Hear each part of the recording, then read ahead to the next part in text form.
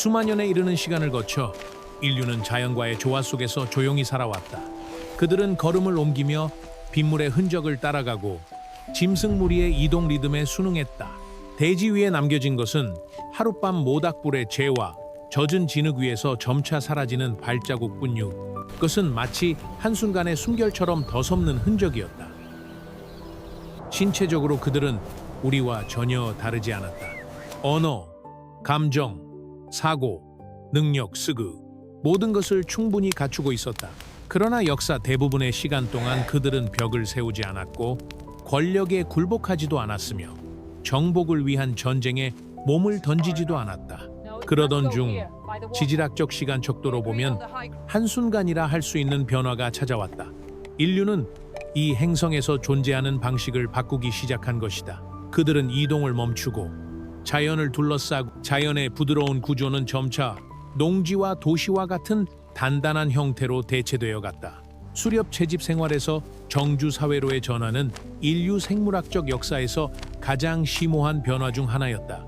이 시점부터 인류는 단순히 환경에 적응하는 존재가 아니라 자신의 의지로 세계를 형성하는 존재가 되었다. 일반적인 인식과는 달리 농경 이전의 시대는 극도로 가혹하고 결핍의 찬 시기로 여겨지곤 한다. 그러나 뼈에 남겨진 흔적은 고대의 골격은 강인하고 건강한 신체를 보여준다. 남녀 모두 키가 크고 체격이 좋았으며 수천 년 후의 유럽 현대인과 비교해도 손색이 없을 정도였다. 그들의 뼈에서는 이후 농경 사회에서 흔히 발견되는 반복적인 손상의 흔적이 보이지 않는다. 그들은 불안정한 삶을 살았던 것이 아니었다. 오히려 환경에 정교하게 적응하고 있었다. 생존은 동물의 행동, 식물의 주기, 경관의 리듬에 대한 깊은 이해에 기반하고 있었으며 이러한 지식은 세대를 넘어 전해졌다. 그들의 집단은 광대한 땅을 필요로 했고 자원이 풍부한 시기에 맞춰 이동했으며 그것이 고갈되면 다른 곳으로 옮겨갔다. 사회생활에서 그들은 오늘날 즉시 소비라고 불리는 원칙을 따랐다. 식량은 수확 후 곧바로 소비되었고 장기 저장 수단도 불을 축적한다는 개념도 존재하지 않았다. 그리고 바로 이러한 제약이 일종의 균형 즉 평등을 지배의 형태는 자연스럽게 억제되었다. 누군가가 타인을 지배하거나 소유하려 한다면 집단은 그저 그 자리를 떠나면 그만이었다. 경계가 없는 세계에서 자유란 더 멀리 걸어갈 수 있는 능력으로 측정되었다. 빙하기 동안 수만 년에 걸쳐 이 균형은 유지되었다. 인류의 인구는 낮은 수준에 머물렀고 환경의 제약에 묶여 있었다. 그들은 먹이사슬의 일부였지. 그것을 바꾸는 존재는 아니었다. 혹독한 기후 역시 이러한 상황을 강화했다. 빙하는 전진과 후퇴를 반복했고 기온은 끊임없이 변동했으며 장기적인 안정은 존재하지 않았다. 약 1만 2천년 전 빙하가 녹기 시작하면서 비로소 새로운 시대가 열렸다. 세계는 더 따뜻하고 안정된 시대로 접어들었다. 훗날 메소포타미아라 불리게 되는 지역에서는 자연이 드물게 풍요로운 회랑을 형성했다. 그곳에는 밀, 보리, 콩, 아마의 조상에 해당하는 야생식물들이 밀집하여 자라고 있었다. 가젤 무리가 계곡을 가로질러 대규모로 이동했다. 인류에게 있어 에너지 수지는 처음으로 변화하기 시작했다. 얻을 수 있는 식량이 채집에 드는 노력보다 훨씬 많아진 것이. 이러한 환경 속에서 하나의 문화가 탄생했다. 나투프 문화였다. 그들은 문명의 형성을 보여주는 중요한 흔적을 남겼다. 전통적으로 농업이 정착을 가져왔다고 여겨져 왔지만 증거는 그들이 농경을 시작하기 이전에 이미 정주하고 있었음을 보여준다. 안정적인 자연 식량 공급은 그들로 하여금 돌로 만든 견고한 주거를 짓게 하고 저장 구덩이를 파괴했으며 무거운 분쇄 도구를 사용하게 했다. 이 모든 것은 이동이 불가능한 것들이었다. 이러한 흔적들은 미세하면서도 깊은 변화를 보여준다. 즉, 그들이 땅과 결속되기 시작했다는 것이다. 그들은 여전히 수렵채 진민이었다. 그러나 더 이상 이동하지 않았다. 고정된 주거가 형성됨과 동시에 사회 내부에서도 조용하지만 심오한 변화가 일어나기 시작했다. 나투프인들은 죽은 이를 일정한 장소에 매장하기 시작했으며 많은 경우 그것은 자신들의 거주지 바닥 아래였다. 이로부터 새로운 관념이 점차 형성되었다. 조상, 그리고 계승에 대한 의식이다. 땅은 더 이상 단순히 지나가는 공간이 아니라 기억과 혈연, 책임을 담는 장소가 되었다. 정주 생활은 생물학적 연쇄 반응을 일으켰다. 이동 생활에서는 어머니가 동시에 여러 아이를 양육하기 어려웠기 때문에 출산 간격은 보통 4-5년 정도였다. 그러나 한 곳에 머물게 되면서 이러한 제약은 점차 사라졌다. 나투프 여성들은 더 짧은 간격으로 출산할 수 있게 되었고 그에 따라 인구는 증가하기 시작했다. 수십 명 규모의 작은 집단은 점차 수백 명 규모의 공동체로 성장했다. 이에 따라 주변 환경에 가해지는 압력도 누적되기 시작했다. 한때 그들을 지탱하던 풍부한 자원은 재생 능력을 넘어서는 속도로 소비되기 시작했고 마침내 자연의 균형이 무너지게 된다. 기원전 약만 800년경 영거 드리아스라 불리는 급격한 한랭기가 북빙하에서 녹아내린 물이 북대서양으로 유입되면서 해양 순환 체계를 교란시켰다. 기온은 하락했고 레반트 지역의 환경은 더욱 혹독해졌다.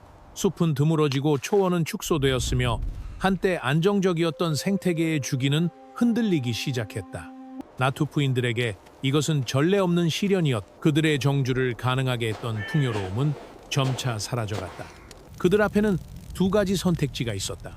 하나는 마을을 버리고 공동체를 분산시켜 다시 이동 생활로 돌아가는 것이었다. 그러나 이는 인구를 줄여야 한다는 전제를 필요로 했다.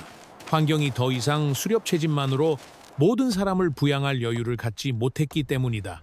다른 하나는 자연의 개입, 야생식물의 자연적인 재생 주기를 기다릴 수 없게 되면서 그들은 그것을 관리하기 시작했다. 경쟁식물은 제거되었고 씨앗은 선별되어 다시 뿌려졌으며 토지와 수자원도 조정되었다. 이는 인간과 자연 경관의 관계에 있어 하나의 전환점이었다. 농업은 번영에 대한 욕망에서 비롯된 것이 아니라 환경 압력에 대한 대응으로, 즉 기존의 생활 방식이 더 이상 유지될 수 없는 상황에서 안정성을 확보하기 위한 수단으로 등장한 것이. 이러한 개입은 점차 작물 자체를 변화시키기 시작했다. 반복적인 재배를 통해 밀은 생물학적 구조를 변화시켜 인간의 관리 없이는 생존할 수 없는 특성을 가지게 되었다. 동시에 그 대가도 점차 드러나기 시작했다. 인간의 건강은 악화되었다. 한때 다양했던 식단은 전분이 풍부한 곡물에 대한 의존으로 대체되었다. 뼈는 이러한 변화를 증언하고 있다. 평균 신장은 감소했고 신체에는 새로운 부담이 가해지기 시작했다. 곡물을 갈아내는 작업은 수시간에 걸친 반복적인 노동을 요구했고 관절은 마모되었으며 척추에는 손상이 축적되었다. 특히 이러한 작업을 주로 담당했던 여성들은 발과 허리에 만성적인 통증을 겪는 경우가 많았다. 장기적인 정주는 또 다른 결과를 낳았다. 질병이다. 이동 생활에서는 병원체가 오래 생존하기 어렵지만 인구 밀도가 높은 공동체에서는 사람들 간 그리고 가축과의 밀접한 접촉으로 인해 감염병이 쉽게 확산된다. 물, 공기, 배설물의 공유는 전파 경로가 되었다. 인플루엔자, 결핵, 천연두와 같은 질병은 이러한 새로운 환경 속에서 번식의 기반을 찾았다. 그럼에도 불구하고 농업은 계속 확산되었다. 단위 면적당 에너지 생산량을 증가시켜 더 많은 인구를 부양할 수 있었기 때문이다. 비록 그 대가로 수명이 짧아지고 신체가 더욱 취약해졌음에도 불구하고 말이다. 이 시점부터 생식 능력은 진화에서 결정적인 요소가 되었고 과거에 중요했던 신체적 내구성을 대신하게 되었다. 인구는 증가하고 마을은 확장되면서 새로운 문제가 발생했다. 사람들은 낯선 타인과 장기간 함께 살아야 하는 과거의 넓은 공간에서는 갈등이 발생해도 그 자리를 떠나는 것으로 해결할 수 있었다. 그러나 농경 사회에서는 더 이상 그것이 쉽지 않았다. 농민들은 자신이 노동을 들인 토지에 묶여 있었고 그것을 떠난다는 것은 미래를 포기하는 것을 의미했다. 이러한 정착성은 인간관계의 본질을 변화시켜 토지는 재산이 되었고 소유되며 방어되고 결국에는 분쟁의 대상이 되었다. 가치가 축적됨에 따라 그것을 보호해야 할 필요성도. 기원전 약 8,000년경의 예리코에서는 이러한 변화의 초기 증거를 확인할 수 있다. 그곳에는 거대한 석벽이 세워졌고 높이 약 9m에 이르는 탑이 우뚝 솟아 있었다. 이 구조물의 목적에 대해서는 오랜 기간 동안 논쟁이 이어져 왔다.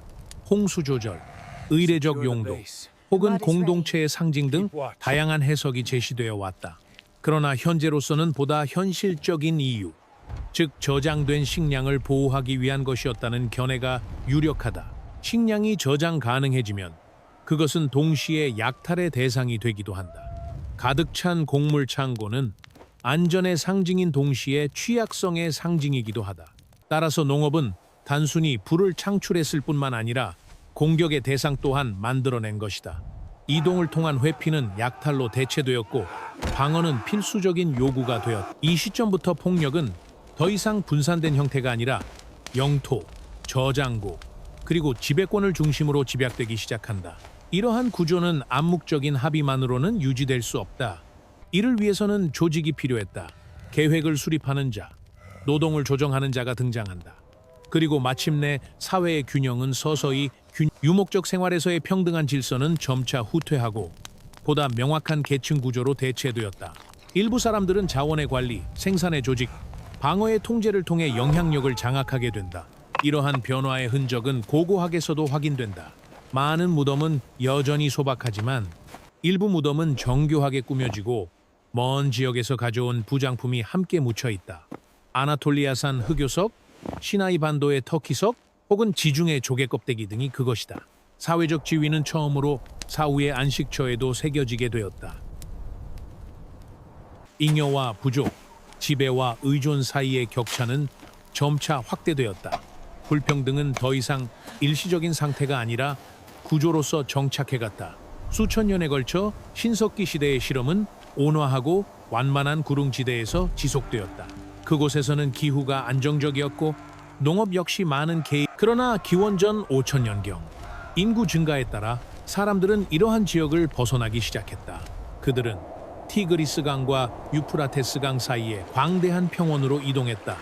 훗날 메소포타미아라 불리게 되는 땅이다. 본래 이 지역은 거주에 적합한 환경이 아니었다. 강수량은 적고 여름은 혹독했으며 생명을 가져다줄 하천조차 불규칙하여 갑작스러운 홍수를 일으키기도 했다.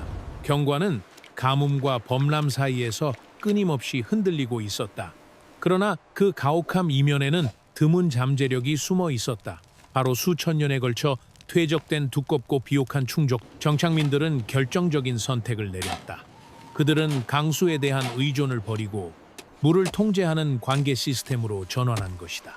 이 시점에서 생존은 더 이상 자연의 리듬에 따르는 것이 아니라 운하, 제방, 그리고 대규모 협동, 이는 중대한 대가를 수반하는 선택이었다.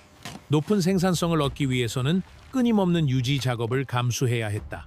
농업은 새로운 단계에 도달했다. 그것은 더 이상 자연에 대한 적응이 아니라 인간에 의해 유지되는 시스템의 운영이 된 것이다. 메소포타미아 남부에서 한 개의 농지에 물을 공급하기 위해서는 수마일에 걸쳐 운하를 파고 계절마다 퇴적된 진흙을 제거하며 홍수에 대비해 제방을 보강해야 했다. 이러한 작업은 개별 가정이나 단일 마을이 감당할 수 있는 범위를 넘어서는 것이었다. 이를 위해서는 대규모로 조직되고 지속적으로 유지되는 노동력이 필요했다. 이러한 필요성 속에서 새로운 형태의 권력이 등장했다. 과거의 분산된 자율성은 점차 중앙 집중적인 통치로 대체되었다. 물의 흐름을 통제하는 자, 의 분배. 일부는 이러한 권력을 신성한 언어로 정당화하며 자신을 인간과 자연을 지배하는 힘 사이의 중개자로 위치시켰다. 그러나 본질적으로 그 권력은 통치에 있었다. 즉, 조직하고 통제하며 강제하는 힘이었다. 따르는 자에게는 물에 대한 접근이 허용되었고 따르지 않는 자는 배제되었다. 기원전 4천년경에 이르러 메소포타미아 남부 평원은 더 이상 순수한 자연 경관이 아니게 되었다.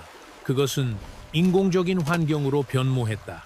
운하, 농지, 저장 시설이 긴밀하게 연결된 네트워크로 기능하며 통합된 생산 시스템으로 운영되는 공간이 되었고 그 모든 물의 흐름에는 인간의 흔적이 깊이 새겨져 있었다. 그 시스템의 중심에서 사람들은 이전에 없던 밀도로 모여들기 시작했다.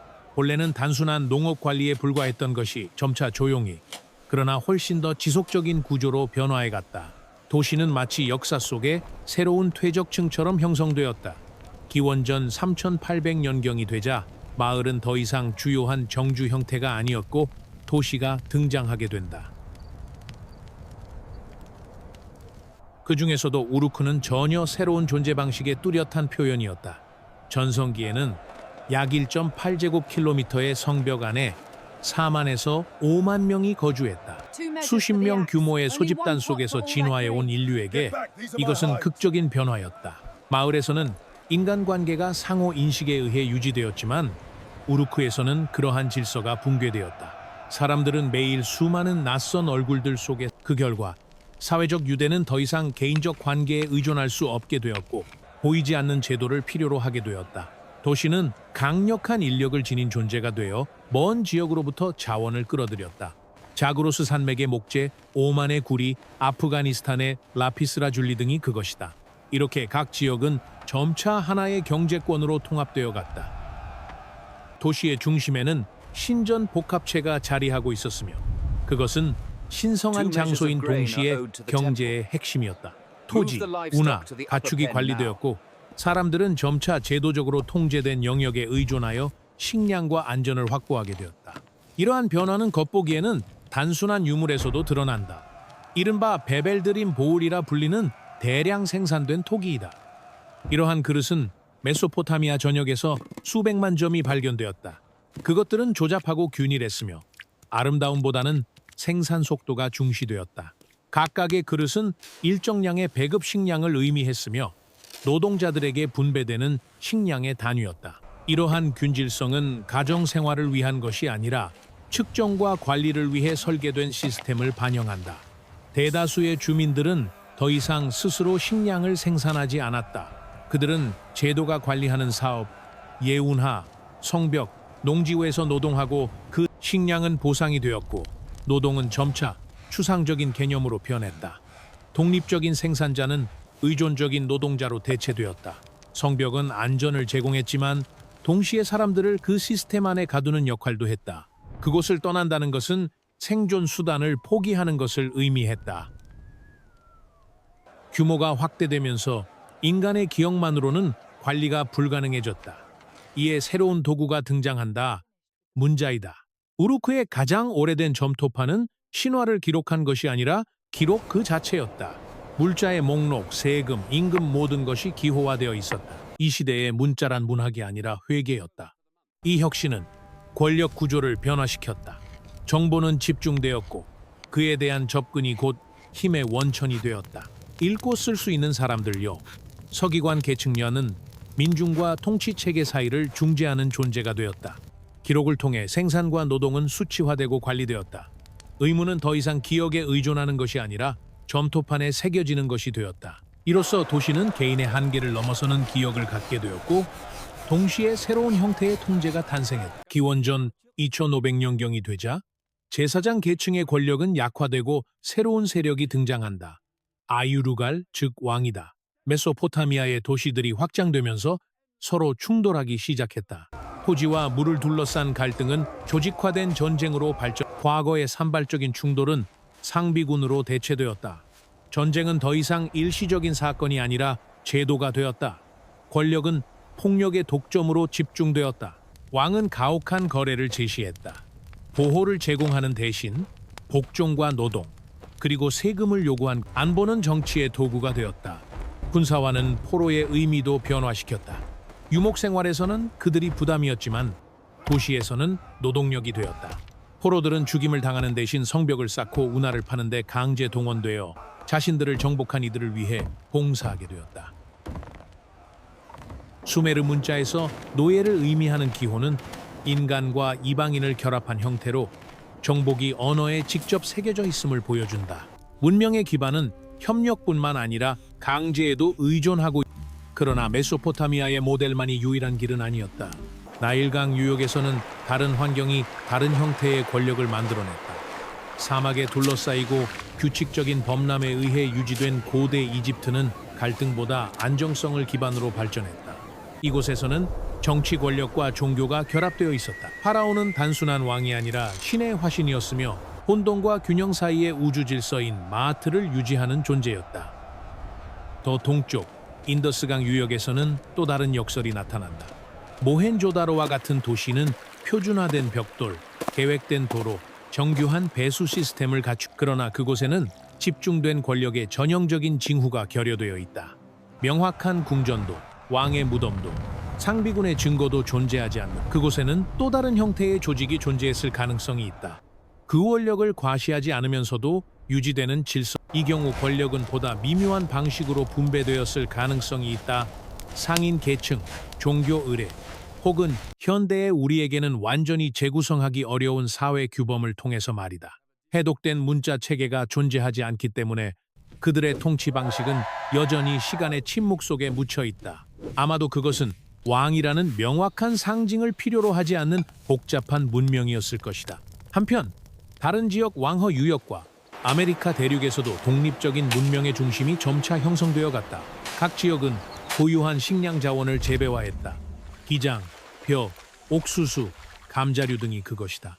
경관과 작물은 서로 달랐지만 하나의 공통된 패턴이 조용히 반복되고 있었다. 잉여는 인구를 부양하고 인구는 협력을 요구하며 협력은 구조를 만들어낸다. 그리고 그 구조로부터 국가는 점차 등장한다. 자연 환경의 차이는 문화적 다양성을 낳았지만 문명이 지닌 내재적 압력은 인류를 공통된 궤도로 이끌었다. 현대 세계는 여러 측면에서 수천 년 전에 형성된 기반의 연장선상에 있다. 우리는 여전히 초기 농업 시대에 형성된 구조 속에서 살아가고 있다. 집중된 권력, 자원을 둘러싼 경쟁, 감염병의 위험, 그리고 안전과 개인의 자유 사이에 끊임없는 긴장이다. 따라서 문명의 성립은 단순한 진보가 아니라 일정한 대가를 수반하는 과정이었다. 인류는 자연 환경을 변화시키고 대규모 사회를 조직하며 지식을 세대를 넘어 축적할 수 있는 능력을 획득했다. 그 결과 문화, 과학, 기술이 발전했다. 그러나 동시에 삶은 복종, 지속적인 노동, 그리고 장기적인 안정성을 요구하는 시스템과 긴밀히 결합되었다.